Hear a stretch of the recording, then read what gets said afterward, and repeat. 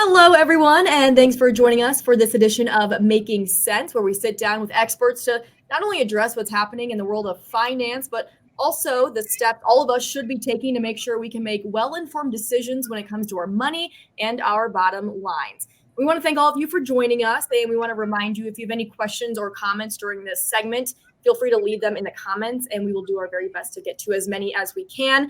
Normally, Mark Chalette is the host today. Mark is off, so I'm Maya Engel. I will be filling in for him. And we are joined once again by Justin Wolf from Forest Area Credit Union. And we're going to be talking about the importance of building and maintaining good credit. So, Justin, thanks so much for being here today.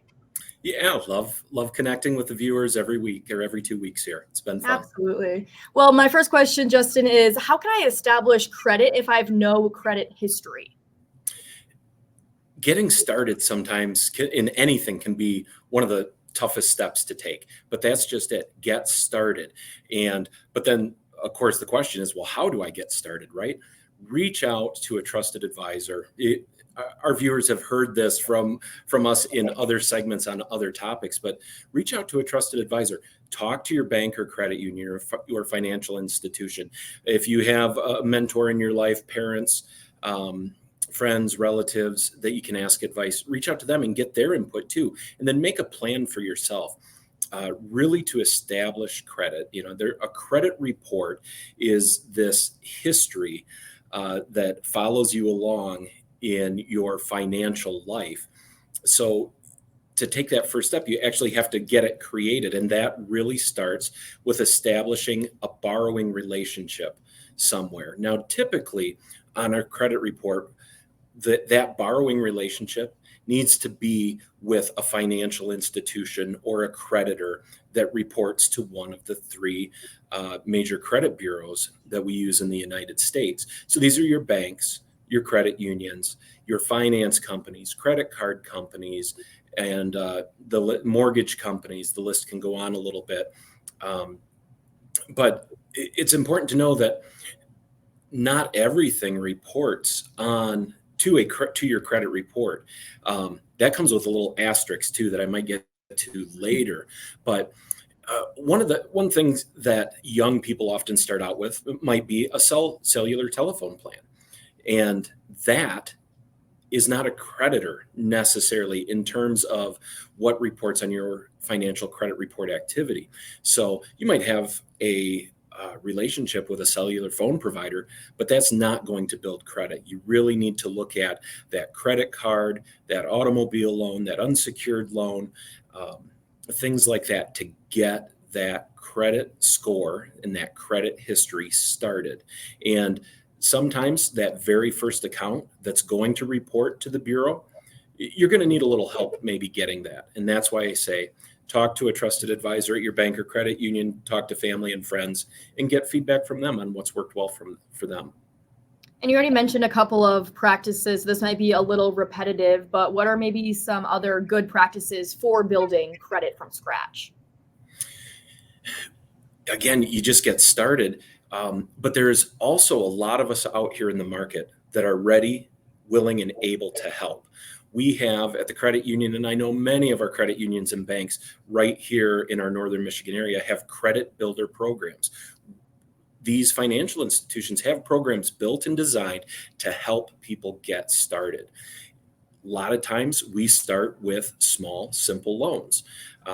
If you have zero credit history, you're 18, 19 years old, and you haven't had this type of creditor borrower relationship before, it's probably unlikely that you're going to be able to go out and get a mortgage for, say, I don't know, $500,000 or $200,000. I mean, we have to start somewhere smaller and build up to that. So that's where credit builder programs come into play. So reach out to that bank or credit union, that financial institution that maybe you've had an account with for a number of years and you were putting your returnable pop can money in since you were a kid, or your lawn mowing money in, and go talk to them, because many of us have those programs and we're ready to help you get started. And then not only get started, but help develop a plan so that you can move from that first small loan that is first reported on your credit report to maybe your first car, which is going to be a few dollars more in terms of borrowing. And then maybe want a little bit nicer automobile to drive around in, and then maybe you're looking for a home or a larger purchase. So getting started, but also working through the process, because this is kind of a living financial thing that follows you. It follows all of us as we grow and as we age. It gets more dynamic, has more built into it, longer history, and you can build up to those things that are in your future. So then what are some of the biggest factors that affect credit scores and why? Yes. I would say there's 5 big factors, but I think I'll take a moment just before I get into those and talk about a few of the negative aspects. First of all, credit reports, they are the standard. That's what we use in the United States, oftentimes as a basis for beginning to make loan decisions. But they're also not great. They don't capture everything. For example, we talked about cellular phone plans earlier. They don't report your monthly payment history to your credit report. But I tell you what, if you stumble with them in your payments and fall behind and they file a collection or other action against you, that can show up on your credit report. So it's kind of awful, because the good stuff in terms of a cellular phone plan, and this is nothing against cellular phone companies, same goes for utility companies and cable TV, satellite TV, all of these things. They're not reporting the monthly activity, and that's just by design of the system. It's not because they choose not to necessarily, but if they file collection action against one of us for non-payment, that may show up on a credit report, and it can really hurt the position you're in from that credit report standpoint. So it's definitely important to look at the big financial picture. And oftentimes cell phone companies, our auto insurance or home insurance companies, they'll inquire on our credit reports as part of setting our premiums and rates for those services also, even though they're not actively reporting the good stuff in terms of repayment. They're still looking at and using that data also. So back to the original question, what are the main factors? There's 3 different credit bureaus. There are a number of different metrics in which financial institutions like banks and credit unions can use. We can have models presented to us differently, giving more weight to certain factors than others. But by and large, 35%, that's the biggest portion of this piece of the pie here, is your payment history. So your credit cards, unsecured loans, auto loans, mortgage loans, anything that you've borrowed from a financial institution or a creditor, 35% of your overall score is generally going to be based on that repayment history. So it's important to make your payments on time, or at least within, your grace period. Often it's oftentimes you can have up to 30 days before it really negatively impacts your credit. But that's what the credit bureaus are looking at. How are you making your payments? Are you making them timely? If not, how often are you 30 days, 60 days, 90 days past due? And they're going to report that. And for quite a period of time, creditors and other places, when they look at your credit, they're going to be able to see that activity. Where if you apply for a mortgage or apply for a car loan, we're going to be able to see if a payment was more than 30 days late, even a couple of years ago. So 35% of your overall credit score is going to be on payment history. Next, about 30% of this weighted average and calculation system is going to go towards the amounts owed on debt. And this can mean a few different things. Going to look at the total debt load overall. How much debt is on your credit report? How is your debt used? Let's talk about credit cards in this respect for just a minute, because if you have a credit card with, say, $1,000 limit, where is your balance in relation to that limit?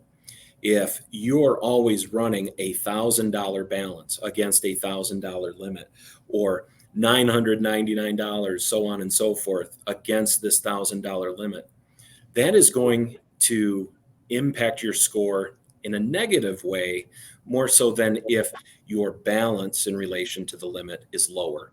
If you can stay at 50% or less, I think optimum is 30 to 40% of your available credit limit. So this is on that revolving credit, credit cards, revolving lines of credit, home equity lines of credit, that type of thing.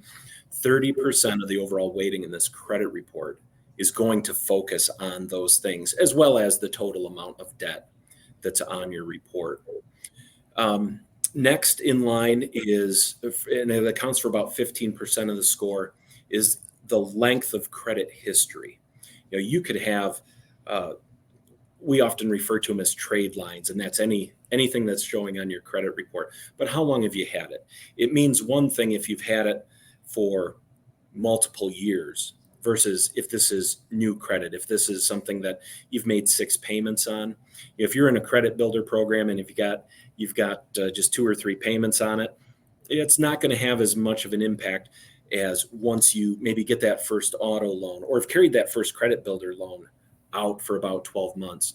I definitely recommend when we get started on a credit builder program, we try to develop a loan strategy, a borrowing strategy that we can get 12 months of payment activity logged and identified on that credit report, so that then we can build from there. Because of course, once you get that first car loan, get the mortgage loan and some other types of borrowing that we often do, those are typically longer repayment periods.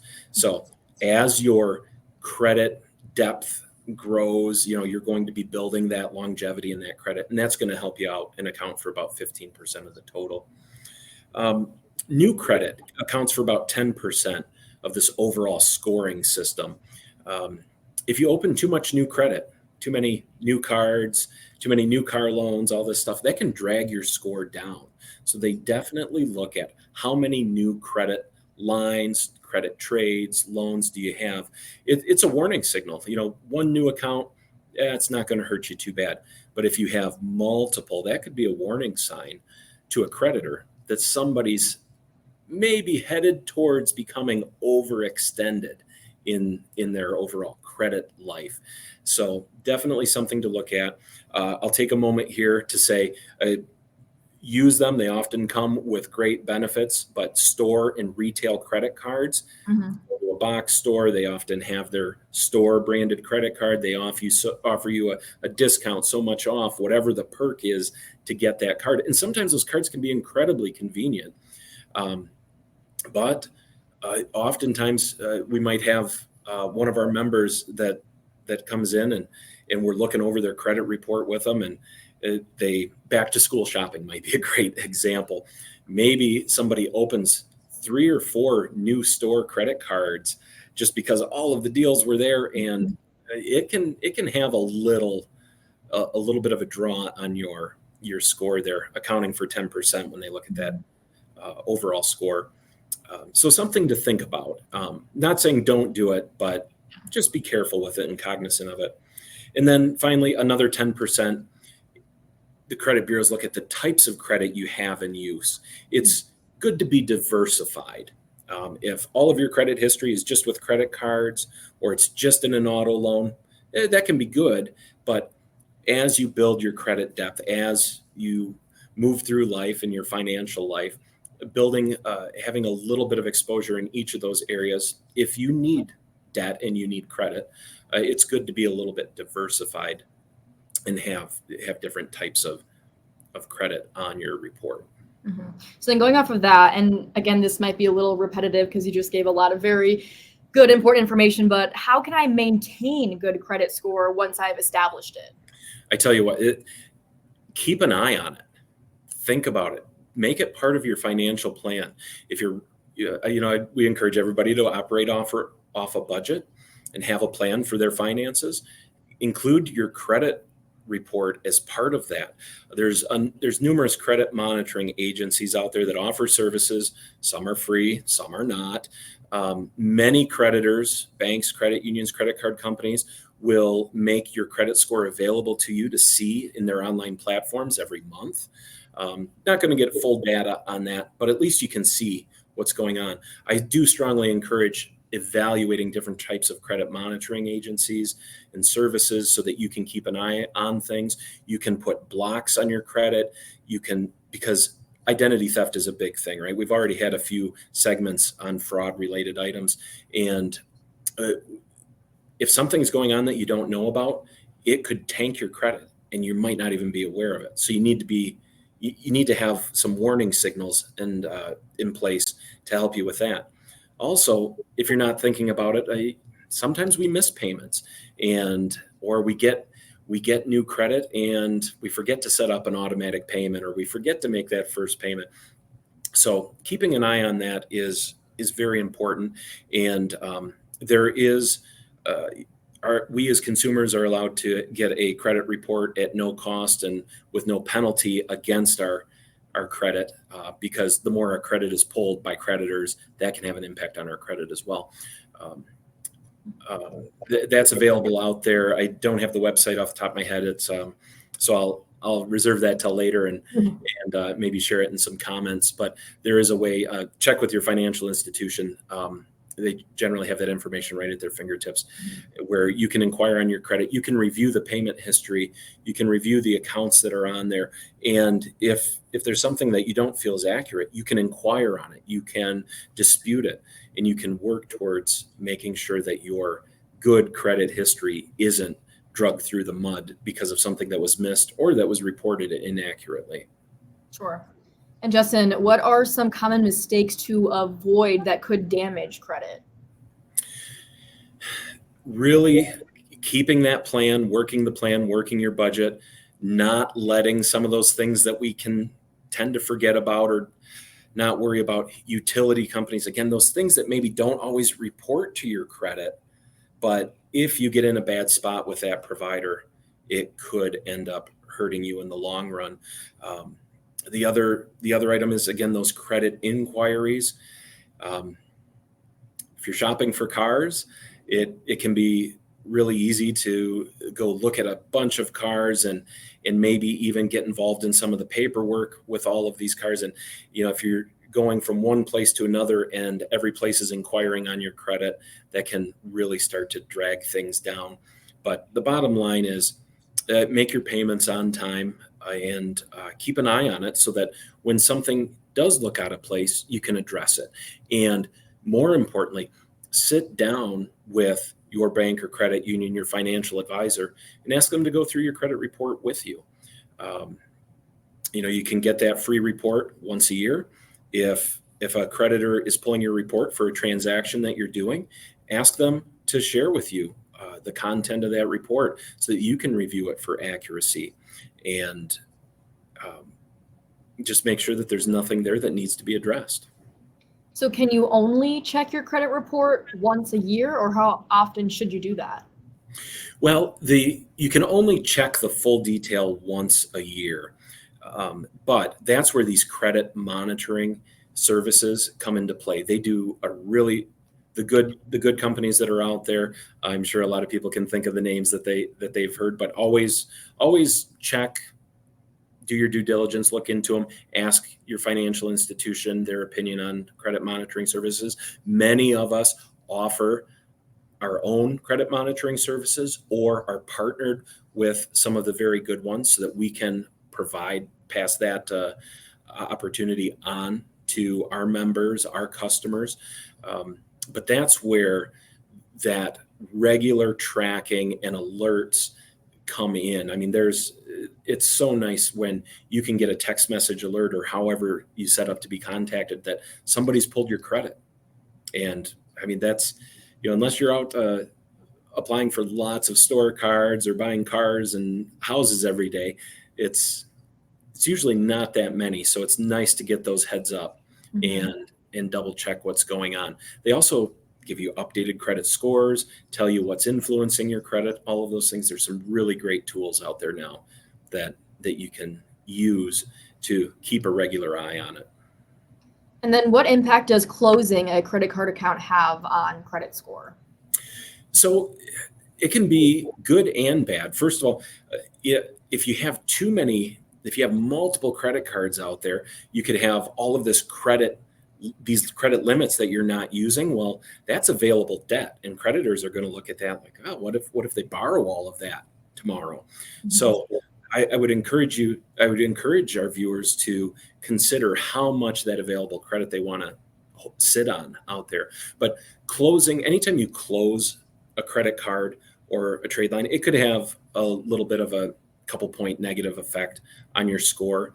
But on the other hand, it could also help. The more it might have immediately a little bit of a negative effect, but then as time goes on, it really starts to build up again because you've done something good, and now we're building towards that history where, okay, we close that card, but payment history on everything else is good. They have less available debt to them, so that's a good thing also. So there's give and take to it. We're running out of time, but I have one last question. So let's say someone does have bad credit. What steps can they take to try to repair that? Get in touch with a trusted advisor. Come see us at the credit union, go to your credit union, go to your bank, and just start the conversation. If it's bad credit, we're going to sit down with you, show you what we see, and make recommendations on what to do next. And if there's more than one thing that's putting you in a bad spot, it can be hard to decide what to do first. So reach out for some advice. Everybody in this industry is here to help. Awesome. Well, Justin, thank you so much for sharing all that very important information on building credit. And thank you folks for joining us here on Making Sense. And we will see you all next time. Take care, everyone. Have a great evening.